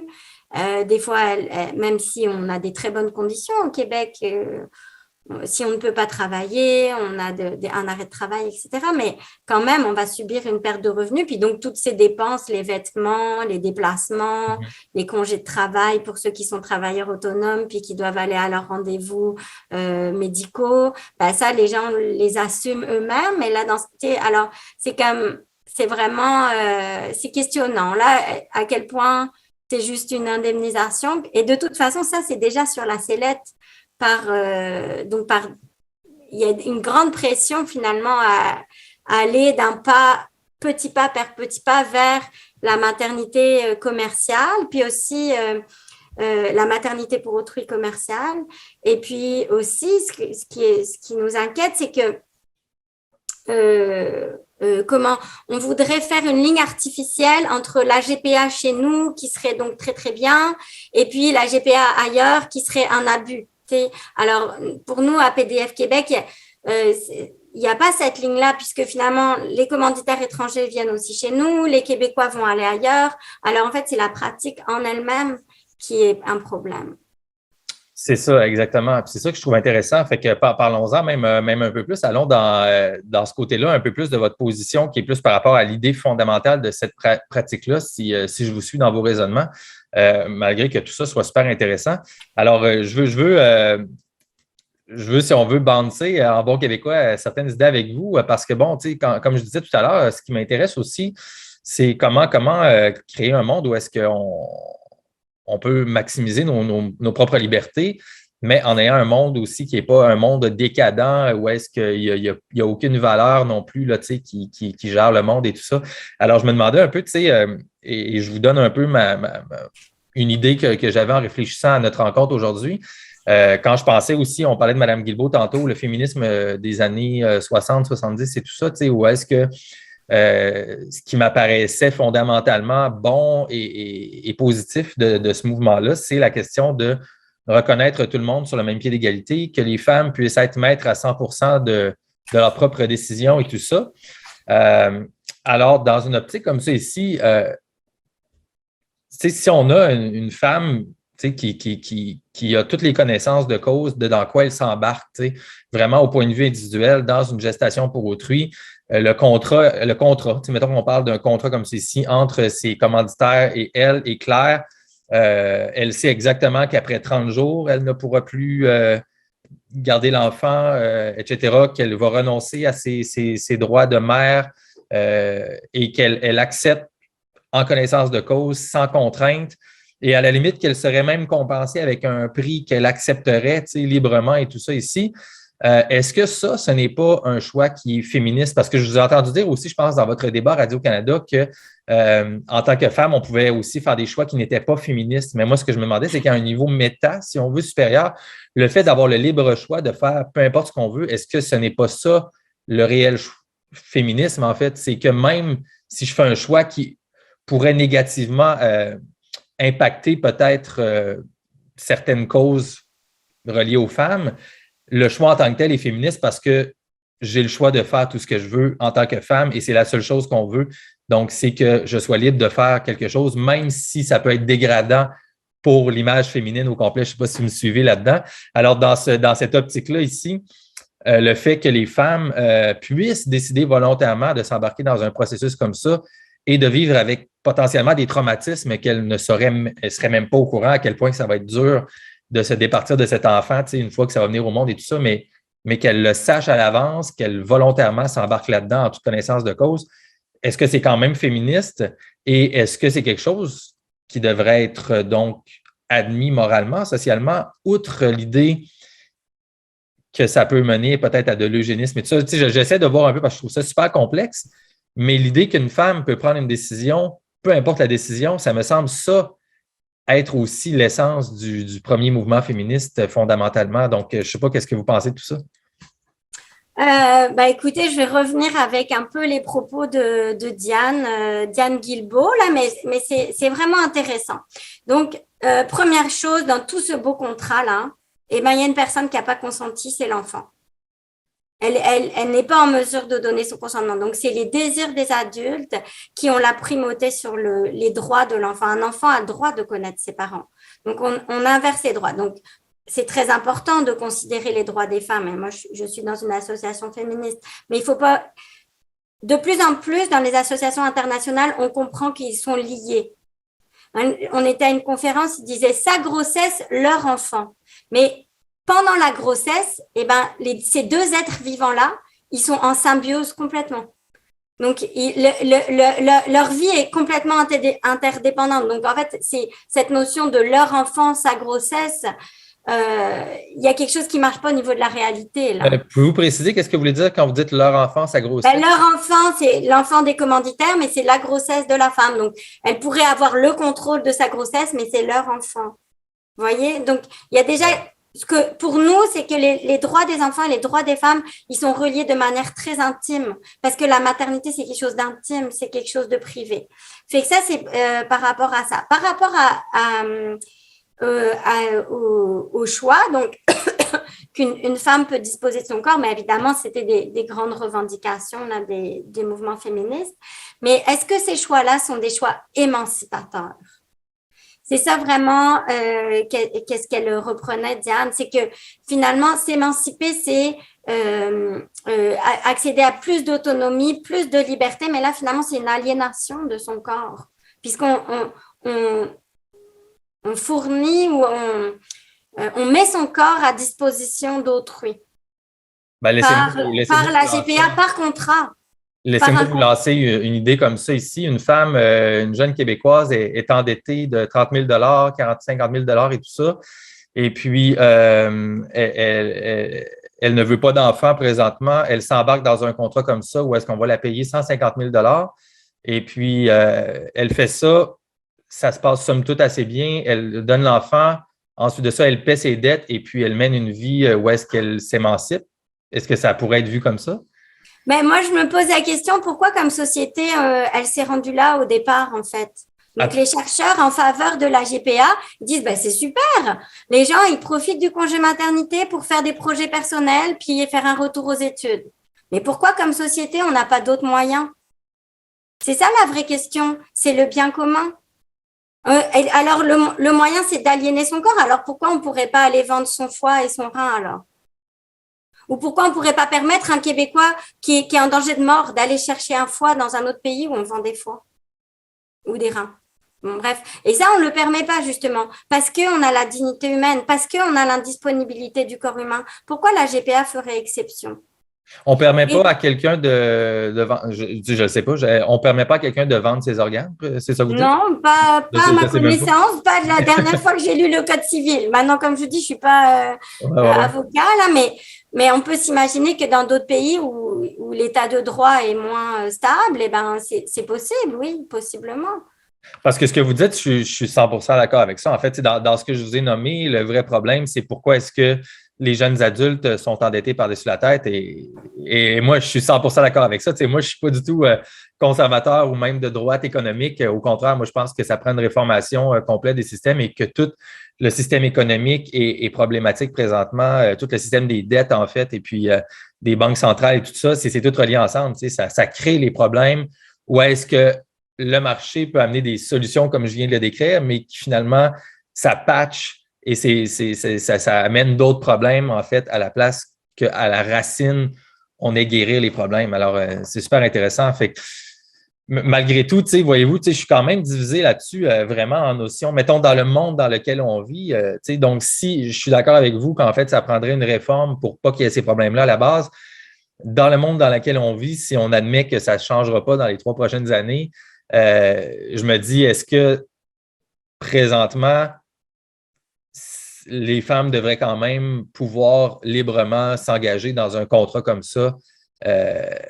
Mais voyez-vous, l'argument que vous amenez qui, je pense, supersède ou est supérieur, si on veut, c'est la question, je pense, de l'enfant et des choix de l'enfant. Je pense qu'en fait, d'après ce que je comprends de votre argumentaire, c'est pour moi, j'ai l'impression, la racine un peu de la chose, c'est que finalement, l'enfant, dans ça, perd ses droits sans qu'il ait aucun mot à dire avant même qu'il soit au monde, parce que lui, finalement, il est victime réellement, en fait, de la situation dans laquelle il vient au monde. Mais d'un autre côté, est-ce que ce n'est pas le cas de tous les enfants? C'est donc une grossesse naturelle et tout ça, mais que les parents se divorcent normalement pendant la grossesse. Un exemple, l'enfant, lui, vient au monde avec juste un parent en bout de ligne et il n'y a rien eu à dire là-dessus. Donc, est-ce qu'on devrait forcer les parents à rester ensemble? C'est une bonne question parce que peut-être on peut aller vers les solutions. Puis après, vous aviez parlé aussi du vocabulaire, fait qu'on ira peut-être là après. En fait, justement, une des solutions que nous on met de l'avant, c'est le bien commun. Donc, c'est favoriser que les gens puissent avoir des enfants quand leur fertilité est la meilleure. Que ce soit accessible, qu'ils ne se disent pas, non, je ne pourrais jamais avoir des enfants parce que je pourrais pas, mon enfant, il ne va pas bien vivre. Je ne pourrais pas lui offrir des conditions de vie satisfaisantes parce que je n'ai pas encore un niveau socio-économique suffisant. Donc, c'est ça, c'est favoriser que les personnes puissent avoir là. Donc, c'est conjugaison, travail, famille, études. Aussi, faire des recherches sur les causes de l'infertilité. Mais c'est intéressant ce que vous dites par rapport à cette solution-là ici. En fait, je suis 100% d'accord avec ça, mais est-ce que c'est la responsabilité donc des parents eux-mêmes de déterminer à quel moment ou oui. qu'il doit avoir un organisme externe qui va dire, là, vous, présentement, vous êtes dans votre condition correcte. Voyez-vous, il y a quand même aussi un risque ici de faire… Non, c'était pas ça mon propos. C'était plus de le rendre possible. Après, chaque personne décide. Et l'autre solution là que une autre solution qui existe déjà, qui est déjà encadrée par les lois. Donc, par exemple, moi, il y en a dans mon entourage des personnes, ils sont ensemble, ils sont en couple. Et puis, au moment où ils se séparent, là, ils se rendent compte qu'il y a un enfant. Ils sont très contents d'être parents. Ils veulent le garder et ils deviennent des coparents. Mais l'enfant n'est pas privé de droits. L'enfant, il a un père, il a une mère. Même si ces personnes-là se remettent avec des conjoints nouveaux, ça, c'est la réalité. C'est 2021, c'est accepté. Ça fait plus les manchettes. Et puis, mais l'enfant, peut-être il va devoir avoir un peu d'adaptation, là, mais bon, je veux dire, il n'est pas privé de ses droits fondamentaux dans cette situation-là, selon nous. Et puis, c'est d'ailleurs dans la partie sur la conjugalité, il y avait une partie sur le rôle de beaux-parents. Donc, de garder des droits de visite pour les beaux-parents, un petit peu en cas de conflit, finalement de reconnaître la contribution de ce beau-parent-là. Et ça, c'est complètement... donc là, pour le moment, on n'en parle pas, ce qui est dommage, parce que c'est plutôt que justement d'effacer la mère, de dire « Ah, elle n'existe pas », ou elle n'existe pas légalement, elle existe quand même, mais elle n'existe pas légalement, ce serait plutôt de donner à l'enfant de savoir de qui il vient. Puis, s'il y a d'autres personnes qui s'impliquent auprès de lui, ces personnes-là puissent avoir le rôle de beaux-parents. Et puis, améliorer les processus d'adoption pour les enfants qui ont été privés de parents. Là. Ça, c'est par exemple, ce serait dans les solutions. Là. Que vous, pour les droits des femmes du Québec, que vous voyez qui pourraient être intéressantes. En fait, c'est ça. Donc, vous êtes aussi pour une ouverture du dossier et puis pour une révision potentielle de regarder la situation. Mais ce que vous voyez, c'est que de la façon que présentement le ministre veut le faire, c'est problématique. Mais vous pourriez amener des solutions différentes, dont la reconnaissance des parents au lieu de l'effacer finalement à l'intérieur même du contrat. Des beaux-parents, ouais, c'est ça. Je ne sais pas si c'est un mot qui plaît. Là, moi, j'en ai rencontré une l'autre jour dans le cadre de mon travail. Je lui ai demandé, je peux dire belle-mère? Elle a dit oui. Fait que je ne sais pas si c'est le bon mot, mais en fait, c'est une personne qui s'implique de manière régulière et très significative auprès d'un enfant, mais qui n'a pas vraiment de rôle juridique ou de reconnaissance. Par exemple, on peut lui enlever complètement le droit de visite de cet enfant-là auquel il est significativement attaché. Donc, il y a un chanteur populaire qui est donc homosexuel et qui a eu un enfant avec une femme. Et puis, quand on lui a demandé est-ce que c'est une mère porteuse, il dit non, c'est une mère. C'est une mère dans tous les sens du terme. Et puis, donc, le conjoint de cet homme-là, qui est un conjoint très stable, je pense qu'il est même marié, il a dit, lui, ça va être le papa de substitution ou le papa de remplacement. Enfin, bon, tu sais, je sais pas, il a trouvé un nom, là. Deuxième père, ouais, en tout cas, ouais. Et puis, cette personne-là, elle pourrait avoir ce rôle-là de beau-parent dont je vous parle. Donc, dans cette situation-là précise, là, c'est une situation, un exemple concret du Québec ici, où est-ce que finalement la mère porteuse, je dis porteuse entre guillemets, mais cette mère-là, finalement, elle a quand même une relation de mère face à l'enfant et l'enfant a comme deux pères plus sa relation avec sa mère. C'est bien ça? En fait, c'est qu'il a un père et une mère. Un père et une mère. Le conjoint de son père, c'est son beau-parent. Son beau-parent. Son beau-parent, voilà. Donc, en fait, c'est la vérité, puis ses droits ne sont pas bafoués. Justement, c'est un nouveau modèle de famille innovant. Mais on peut innover, mais pas par tous les moyens. Super intéressant, en fait. Et voyez-vous, mais je me demande, dans cette situation-là, malgré tout, donc même l'insémination ou la grossesse a été naturelle, si je ne me trompe pas dans ce cas-là ici. Je ne suis pas au courant. Parce qu'il pourrait quand même avoir la question eugénique dans une situation comme ça, malgré tout. C'est dans le sens que si c'est la mère dans tous les sens du terme, c'est son ovule et c'est son enfant. Après, le mystère de la fécondation, moi, je ne sais pas. Mais là, dans ce cas-là, il n'y a aucun besoin de recours à la médicalisation. En fait, c'est ça. Cette médicalisation, il y a quelqu'un qui fait des profits aussi. C'est orienté, les désirs, ils sont orientés vers ça, vers cette solution-là, par le marché.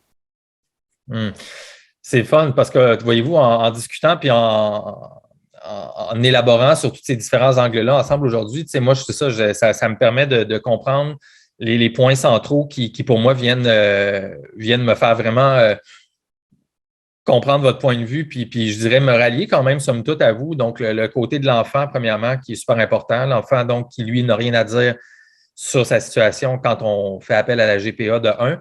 Et de 2, l'aspect médical que vous venez de résumer en quelques mots, où est-ce qu'il y a le profit pharmaceutique ou peu importe des corporations impliquées là-dedans qui est lié aussi, donc qui fait partie d'une marchandisation.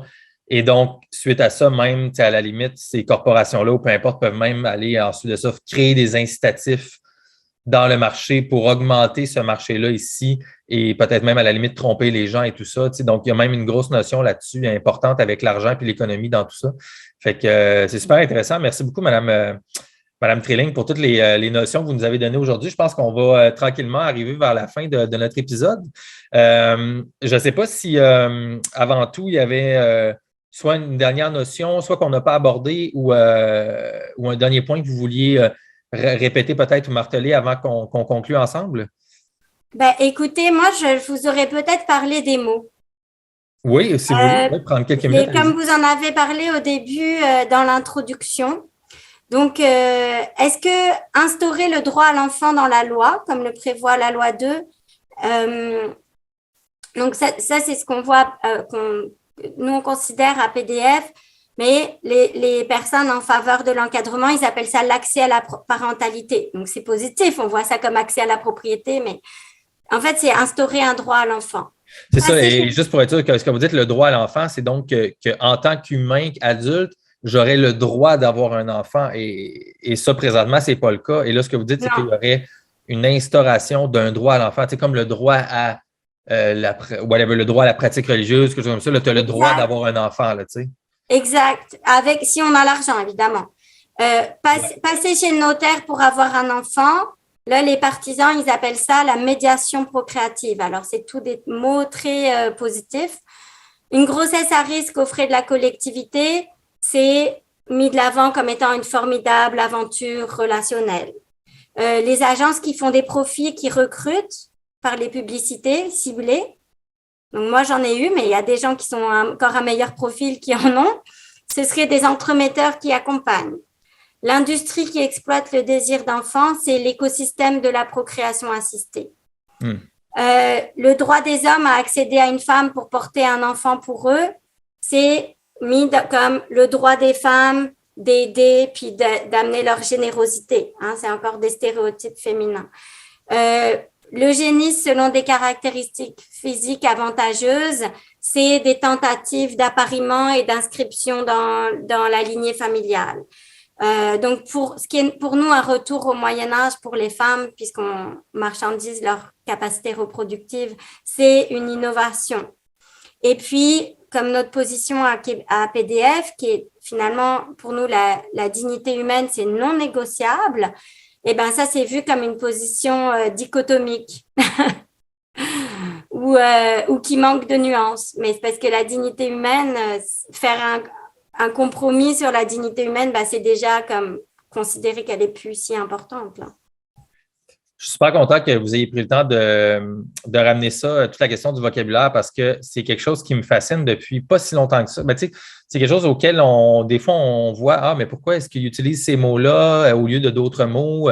Mais on n'y pense pas beaucoup, mais j'ai pensé à ça beaucoup dans les derniers mois, à quel point, surtout dans les domaines médicaux, en fait, et scientifiques, c'est facile d'avoir des thèmes qui ont une apparence de neutralité pour décrire des choses qui sont finalement très, très profondes ou en apparence positive, exactement comme vous venez de dire, pour décrire quelque chose qui finalement, c'est comme l'inverse finalement de la situation, tu sais. Puis je vais vous donner un exemple qui m'a frappé, que j'ai comme découvert ça il y a même pas 3 mois, je pense, il y a quelques mois. Tu sais, c'est quand on parle, mettons, de cellules pour faire des tests expérimentaux sur toutes sortes de choses, mais en fait, c'était par rapport au vaccin de la COVID-19 et tout ça, tu sais, les cellules qu'ils utilisent pour faire des tests, c'est des cellules, tu sais, il y a des noms techniques, tu sais, HEK 239, je pense, choses comme ça, mais ces cellules-là ont été prises dans les années 70 d'enfants, de fœtus, en fait, de femmes avortées. Et les médecins, ces bébés-là, ils doivent retirer les organes pendant que le bébé est vivant, à 12, 16, 18, 20 semaines, et dans le fond, ils tuent le bébé lors de l'avortement pour prendre des cellules de rein et ensuite de ça, faire des tests in vitro sur tous les vaccins et tout ça qu'on utilise aujourd'hui.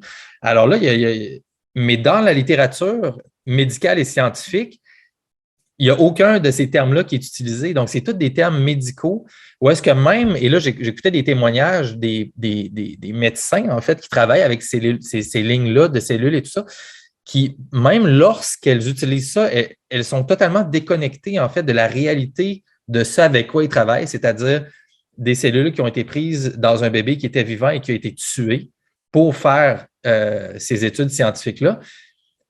Et il y a comme une déconnexion mentale, donc on n'est pas du tout connecté avec la réalité de la vie, tu sais, et de la biologie et de la mort. C'est vraiment médical, donc c'est détaché, c'est sec, si on veut, ça n'a pas d'émotion. Et ce que vous voyez, ce que vous me dites, c'est comme un parallèle totalement par rapport à ça. Donc, on met ça beau, on met ça neutre ici, alors qu'on parle vraiment, comme vous dites, de dignité humaine, d'un enfant qui va être arraché probablement à ses racines, et d'une femme qui vend son corps, mais on rend ça comme une expérience positive pour mettre naissance, mettre un enfant au monde. Là, alors, je trouve ça fascinant.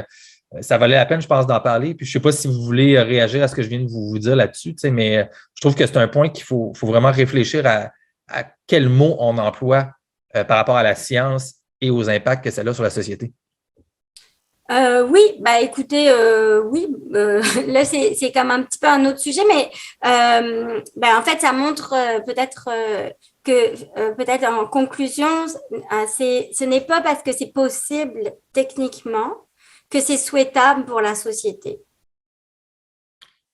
Oui, exactement. Donc, lorsqu'on a quelque chose qui est possible, en effet, ce n'est pas nécessairement souhaitable. Comme vous dites, super belle conclusion, Madame Trilling.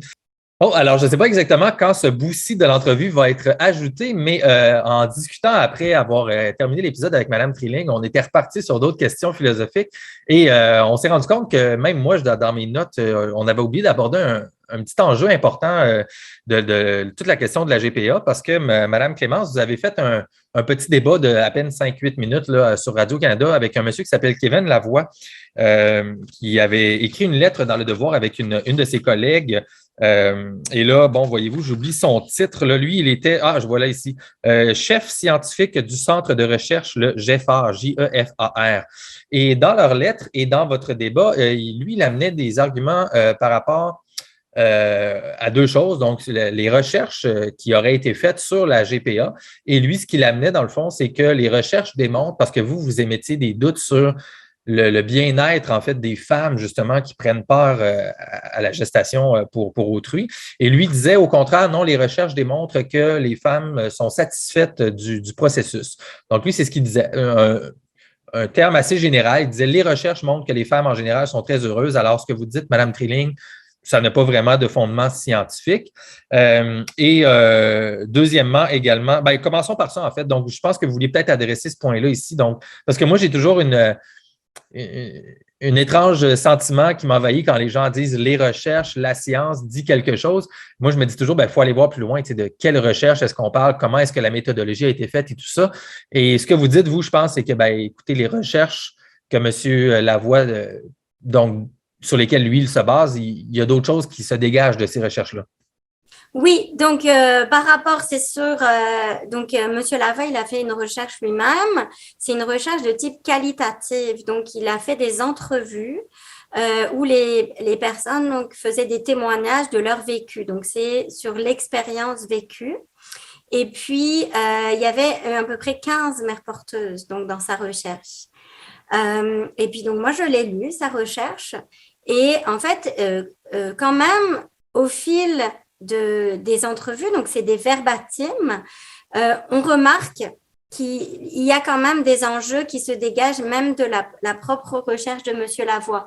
Donc, il y a une mère porteuse qui a fait une dépression postpartum. Il y a une qui a fait une hémorragie à l'accouchement. Il y a une mère porteuse qui a eu 2 GPA consécutives. Et puis, finalement, suite à ça, elle a dû… ce qu'elle dit, ce n'est pas avéré. Elle dit qu'elle a dû se faire retirer son utérus selon la mère porteuse suite aux 2 GPA, que son corps finalement n'en pouvait plus. Donc, elle a eu une hystérectomie. Il y a des parents commanditaires étrangers qui ne sont pas venus chercher l'enfant.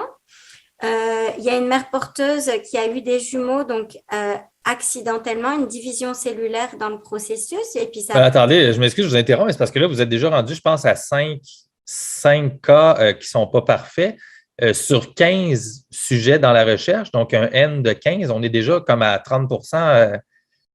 finalement de sa recherche qui ne démontre pas que tout se passe bien. Là. Fait que c'est quand même, c'est pas négligeable. Là. Mais c'est passé après, c'est sur l'expérience vécue. Donc, par exemple, celle qui a vécu l'hystérectomie, ensuite, elle témoigne que ça l'a rapprochée de la mère commanditaire qui, elle aussi, avait vécu une hystérectomie. Ou la personne qui fait... Oh, wow, OK, mais là, quand même. Alors, ça veut dire qu'elle, elle a des conséquences très, très graves, si on veut, ou en tout cas non négligeables sur son corps et elle, mais que ensuite de ça, elle peut justifier le tout émotionnellement ou, comme vous dites, de façon qualitative, comme de quoi que malgré tout, elle en a dégagé du bien de sa relation avec la mère. Wow, c'est quand même spécial. OK, OK. Mais c'est ce qui est dit dans le verbatim. Ouais. Donc, en fait, c'est parce que le sujet de la thèse, c'est les relations. Ouais. Donc, les problèmes médicaux que je vous ai mentionnés, ben, on les voit un peu au fur et à mesure. Donc, en lisant les verbatims. Donc, la conclusion, donc et c'est une recherche qui a été faite par le GFR lui-même. Donc, c'est monsieur Lavoie que vous dites qui a fait ça. C'est pas par le GFR, ça a été fait en 2018. OK. Donc, c'est la thèse de doctorat de monsieur Lavoie. Ah, c'était sa thèse à lui de doctorat. Oui, il y a aussi une mère qui, il y a des difficultés de confidentialité. On apprend aussi que souvent, c'est les médecins qui vont recommander aux femmes, après plusieurs échecs de traitement d'infertilité, qui vont leur recommander d'avoir recours à la GPA. Donc, ça pose beaucoup de questions d'un point de vue, est-ce qu'on peut recommander de faire risquer sa santé à une femme en bonne santé pour ne pas guérir l'infertilité, pour simplement la contourner? C'est des grandes questions. Et puis, oui, c'est ça. Donc, celle qui a des jumeaux, ben, finalement, ça crée un conflit avec ses parents de commanditaire, puisque eux sont très contents qu'elle ait des jumeaux, mais elle, pas du tout, puisqu'elle voulait avoir une grossesse à bas risque, où elle accouche en maison de naissance, où elle a donc un vécu très positif par rapport à la grossesse. Donc c'est ça. Donc, en fait, il y a quand même des enjeux, soit au niveau émotif, soit au niveau médicaux, soit au niveau de conflits de loyauté qui sont écrits dans la thèse, mais qui ne sont pas souvent mis de l'avant dans les conclusions comme étant des bémols. Et puis, surtout, parce que la réponse de la thèse, c'est le problème, c'est le manque d'encadrement. Mais est-ce qu'au départ, est-ce qu'on pourrait se poser la question, est-ce que c'est ça? Est-ce que c'est parce que c'est possible techniquement? Est-ce qu'il faut le faire? Est-ce que c'est bénéfique pour l'ensemble de la société? Absolument. Non, puis je suis super content qu'on ait pris peut-être 5 minutes pour rajouter ça dans l'épisode parce que c'est une des choses qui m'intéresse le plus personnellement. Tu sais, puis il faut que les gens comprennent. Je veux dire, c'est pas moi qui prêche là-dessus, mais tu sais, c'est que la même étude de cette personne-là, si elle était faite avec une méthodologie différente ou une détermination analytique différente dès le départ, la conclusion serait totalement autre. Donc là, lui, c'est que sa conclusion est faite sur justement le survol, si on veut, qualitatif, comme on vous dit, des sentiments de la personne après le temps. Mais si on prenait la même recherche et qu'on analysait juste factuellement les données médicales, par exemple, et que c'est ça qu'on analysait, bien, on pourrait arriver avec un résultat comme de quoi que 30% des personnes ont eu peut-être certaines complications. Tu sais, je dis un chiffre comme ça ici.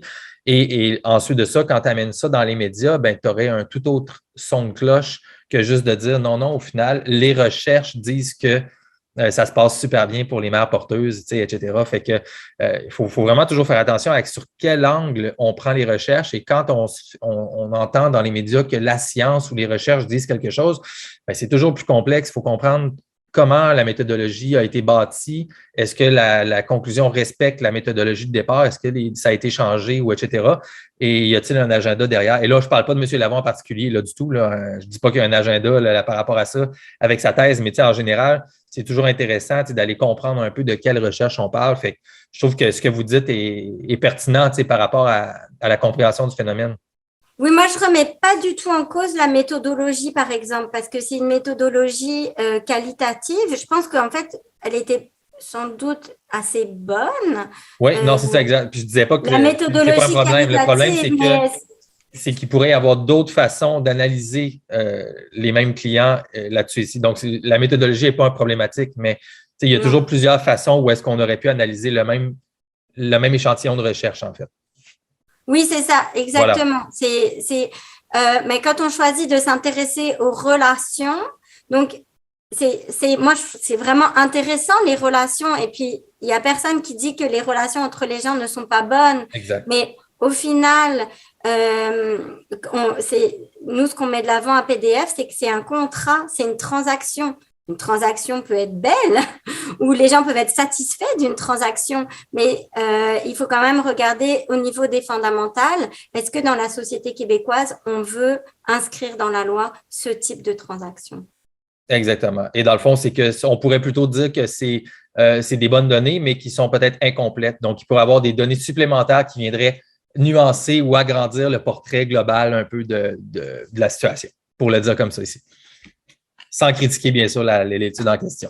Fait que je trouve ça super intéressant. Merci d'avoir fait cet ajout-là, Madame Trilling.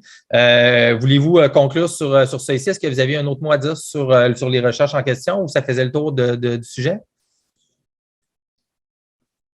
Écoutez, nous, on espère qu'on va avoir plus d'informations, en fait, au niveau canadien. C'est le manque de données objectives est un problème parce qu'en fait, là, on fait une loi, mais on n'a pas beaucoup de données. Donc, dans notre lettre, on en parle. Le fait que les données, c'est les cliniques qui les donnent de manière volontaire. Et donc, en fait, même à l'échelle du Canada, on a très peu de données. Donc, la thèse de M. Lavoie est une contribution à ces données-là. Mais c'est ça, on pourrait avoir plus de précision, puis aussi différentes manières, peut-être d'autres disciplines, peut-être comme la médecine, exact. Ou peut-être regarder du côté légal. 100% d'accord avec vous. Quand on veut faire des changements à la société, pour moi, une des choses que je pense qui est super importante, c'est de la science, c'est toujours plus de science. Alors, plus qu'on peut en avoir, plus qu'on a une meilleure image des changements qu'on essaie d'effectuer. Fait que bien d'accord avec vous, Mme Trilling. Merci pour cet ajout. Je suis sûr que ça ajoute vraiment une belle dimension qui était nécessaire à notre entretien d'aujourd'hui sur la GPA. Écoutez, encore une fois, un gros merci. J'allais vous dire, est-ce que si jamais vous aviez l'occasion de regarder en terminant tout le monde, en fait, dans le franc des yeux et de les laisser avec un message, est-ce que ce serait ce que vous venez de dire ou est-ce qu'il y avait peut-être un dernier message que vous voulez rajouter au public présentement? Ben oui, c'était ça. Ce n'est pas parce que c'est possible techniquement et que des gens le désirent que c'est souhaitable pour l'ensemble de la société. Il faut qu'on regarde l'impact à court terme, mais aussi sur le futur, sur l'avenir. Super. En tout cas, je suis assez convaincu que la conversation qu'on a eue aujourd'hui, à tout le moins, moi, ça m'a fait réfléchir beaucoup. Même, je dirais, changer certaines positions que j'avais et j'espère que c'est ce que ça fera aussi chez les auditeurs et auditrices de notre émission. Madame Trilling, pour terminer, donc, je sais que vous avez la page Facebook pour les droits des femmes du Québec. Il y a le site web également. Voulez-vous le rappeler? C'est PDF Québec. Donc, c'est pour les droits des femmes du Québec. Il y a aussi… c'est un .com, c'est PDF Québec. On ne le sait pas, c'est pas grave, on va le mettre dans les liens. Mais pour les droits des femmes sur Google, on va le trouver, c'est ça? Oui, c'est ça, pour les droits des femmes du Québec. Je ne connais pas par cœur, en fait. Il n'y a pas de problème.